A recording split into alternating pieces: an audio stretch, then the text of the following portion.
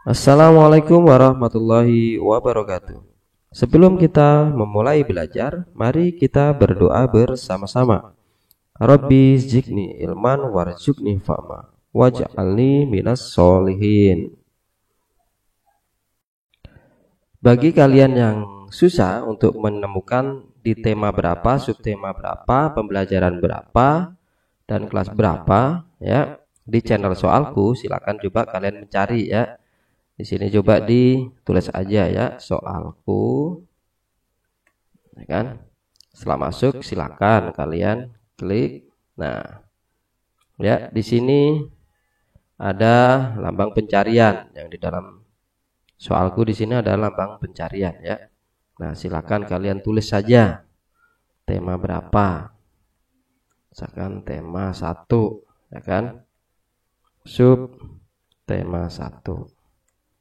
Kelas 2 misalkan ya, atau kelas 3, enter. Nah, di sini kalian langsung bisa menemukan itu, ya kan? Bisa kalian lihat. Nah, ini adalah subtema 1 pembelajaran 1 kelas 3 SD. Demikian ya.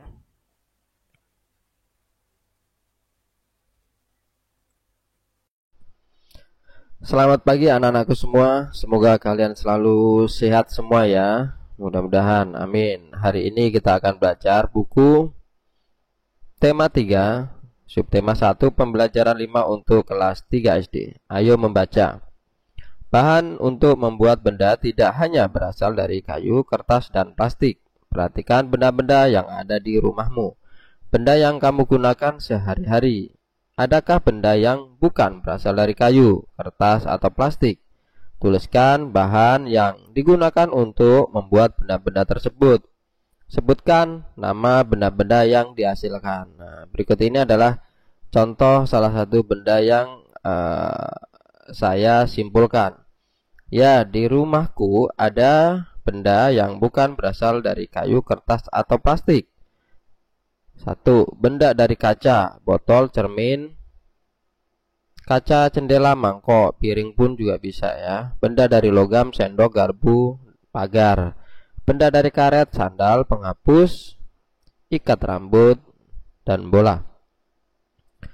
Bacalah informasi berikut ini. Benda dari kaca. Ada benda-benda yang dibuat dari kaca. Benda tersebut antara lain gelas, piring, mangkok, kacamata, akuarium, jendela, dan peralatan laboratorium.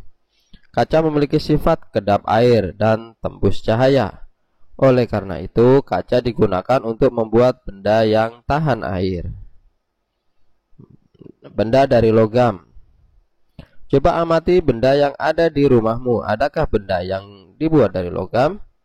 Benda-benda tersebut antara lain panci, penggorengan, sendok sayur, sendok makan, kerangka mobil, dan pagar rumah. Mengapa benda-benda tersebut dari logam? Karena logam memiliki sifat kuat, dapat dibentuk, dan penghantar panas yang baik. Benda dari karet. Perhatikan penghapus, pensil terbuat dari apakah penghapus itu? Penghapus dibuat dari karet. Benda-benda lainnya yang dibuat dari karet antara lain ban, balon, sandal karet, bola, dan sarung tangan. Bagaimana sifat karet? Diskusikan bersama temanmu. Nah, berikut ini adalah benda-benda yang dari karet. Ayo mengamati. Amatilah benda-benda di sekitarmu. Adakah yang terbuat dari bahan kaca, logam, atau karet? Tuliskan hasil pengamatanmu pada tabel yang telah disediakan. Nah, berikut ini saya buatkan contohnya ya. Nama benda, bahan pembentuk. 1 gelas, bahan pembentuknya adalah kaca. Sendok, bahan bentuknya logam. Piring, kaca. Ikat rambut, karet, panci dari logam. Ayo membaca, ayo mencoba. Kamu telah mengamati benda-benda di sekitarmu. Lengkapilah bagan berikut ini. Nah, ini adalah bagan strukturnya ya. Kertas, bahan pembentuk, misalkan kayu, kertas, plastik. Dan ini kita disuruh mengisi kotak-kotak yang sudah dibuat, ya kan? Misalkan bahan bentuknya apa nih? Kaca, ya kan? Logam, karet. Kaca, sifat bahannya kedap air tembus pandang, ya kan? Contoh bendanya gelas, cermin, ya kan? Bisa piring, ya kan, salah satunya. Nah, kalau ini logam, sifatnya kuat, bisa dibentuk, penghantar panas. Contoh bendanya sendok, garpu, penggorengan, panci, ya kan? Dan karet, sifat bahannya lentur dan elastis. Contoh bendanya ikat rambut, sandal jepit yang terbuat dari karet. Ayo berdiskusi. Kamu telah mempelajari aneka bahan pembentuk benda. Setiap bahan pembentuk benda mempunyai sifat yang khas. Perhatikan lingkungan kelas dan sekolahmu. Sebutkan bahan yang biasa digunakan untuk membuat tempat sampah. Ya, plastik, kayu, bahkan logam seperti aluminium dapat dibuat tempat sampah. Sekarang perhatikan tempat sampah di kelasmu. Terbuat dari apakah tempat sampah di kelasmu? Apakah jumlahnya mencukupi? Apakah anak-anak sudah mempunyai kesadaran dalam membuang sampah di tempatnya? Sekarang musyawarahkan dengan teman sekelasmu bagaimana cara meningkatkan kebersihan di sekolahmu. Tuliskan hasil musyawarah di kotak berikut. Nah, ini adalah contohnya ya, saya buatkan contohnya. Cara meningkatkan kebersihan di sekolah. 1. Membuang sampah pada tempatnya. 2. Melakukan kegiatan Jumat bersih secara rutin. 3. Melaksanakan piket kelas. 4. Mengadakan gerakan cinta kebersihan dan kesehatan lingkungan sekolah. Ingatlah kembali saat kamu melakukan musyawarah bersama teman-teman. Kemudian, jawablah pertanyaan berikut ini. 1. Apakah setiap anak boleh memberikan pendapatnya saat musyawarah? Ya, setiap anak boleh memberikan pendapatnya saat musyawarah. 2. Mengapa kita boleh memberikan pendapat saat musyawarah? Karena dengan memberikan pendapat saat bermusyawarah akan membantu memberi masukan pada tim atau kelompok. 3. Apa yang terjadi jika hanya 1 atau 2 orang yang memberikan pendapat? Apabila hanya 1 atau 2 orang yang memberikan pendapat, maka hasil keputusan hanya bersumber pada kedua orang tersebut. 4. Apakah kita boleh memaksakan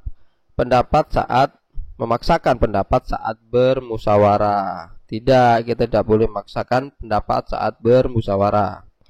5. Tuliskan pengalamanmu tentang musyawarah.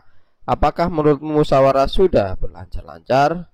Ya, musyawarah yang pernah aku lakukan sudah berjalan lancar, yaitu saat membahas kelompok piket di kelas. Ayo mencoba. Perhatikan bahan yang digunakan untuk membuat penggaris. Plastik, kayu, dan aluminium atau logam adalah bahan yang dapat digunakan untuk membuat penggaris. Mengapa bahan kaca tidak digunakan untuk membuat penggaris? Coba perhatikan satuan tertera pada penggaris. Kamu akan melihat lebih dari satu satuan panjang. Ada satuan meter, sentimeter, dan milimeter. Meter, sentimeter, dan milimeter adalah satuan panjang. Apakah kamu dapat mencari hubungan antara satuan meter, sentimeter, dan milimeter? Nah, Siti menjawab, 1 meter sama dengan titik-titik, sentimeter sama dengan milimeter. Nah, ini adalah jawabannya.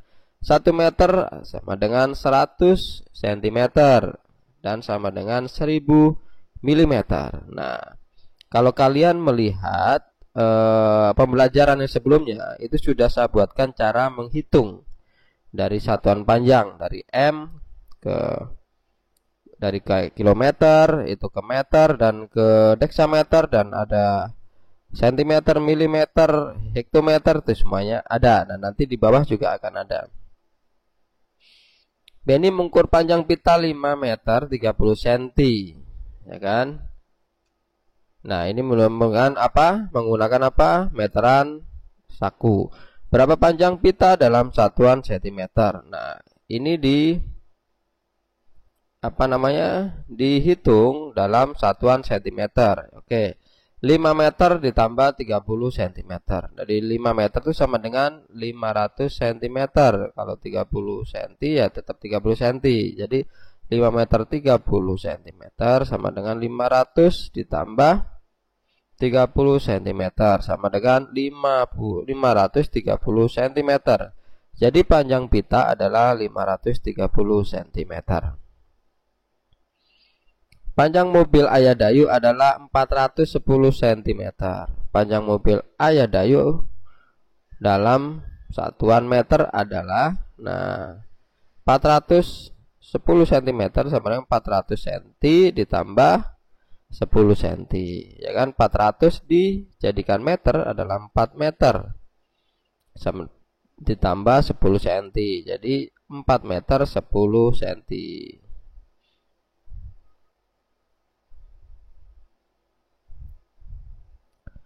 Ayo berlatih, ubahlah sesuai aturan yang diminta. Nah, begitu ini ya. Nah, ini seperti yang pernah saya bilang tadi, bahwa ini adalah cara untuk menghitung, ya kan?